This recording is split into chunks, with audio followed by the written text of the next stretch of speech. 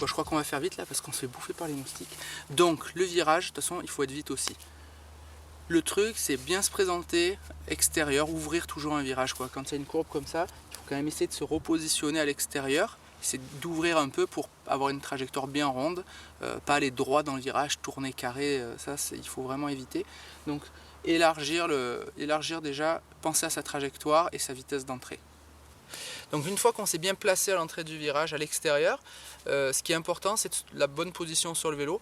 Donc globalement, il faut être centré sur son vélo. Après, ça va dépendre un petit peu le grip, s'il faut charger un peu l'avant ou l'arrière, mais ça, bon, c'est un petit peu au feeling. Ce qu'il faut par contre, c'est vraiment appuyer avec son pied à l'extérieur, vraiment sentir son grip comme ça et déhancher son bassin, pareil, vers l'extérieur, un petit peu comme pour le dévers. Et être ramassé donc un petit peu bas. Il faut sentir qu'on se baisse un petit peu afin d'avoir le centre de gravité plus bas et de trouver un peu plus de grip. Ce qui peut arriver dans ce genre de virage, c'est qu'on est à la limite du grip et on risque de glisser quand on engage trop ou pour garder la vitesse. Donc ce qu'il faut, il vaut mieux sortir le pied et glisser que d'essayer de se redresser et ouvrir le virage et sortir à l'extérieur. Donc ça fait vraiment partie du jeu, quoi. On met de l'angle, on sent son grip, et puis des fois, il y a un petit caillou où on a un petit peu trop engagé. C'est pas grave, on sort le pied, on se rattrape et il n'y a pas de honte à sortir le pied, loin de là, c'est même souvent efficace.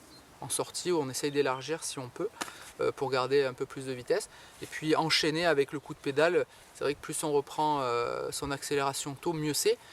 Dans ce cas là, c'est vrai que c'est mieux quand on réussit à pas sortir le pied parce qu'on va pouvoir être un peu plus efficace à la relance.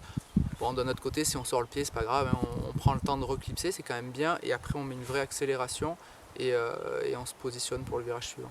Le secret de la vitesse en VTT, c'est vraiment sur ce type de virage, que ce soit un virage épingle, virage. Globalement, c'est là où on gagne du temps.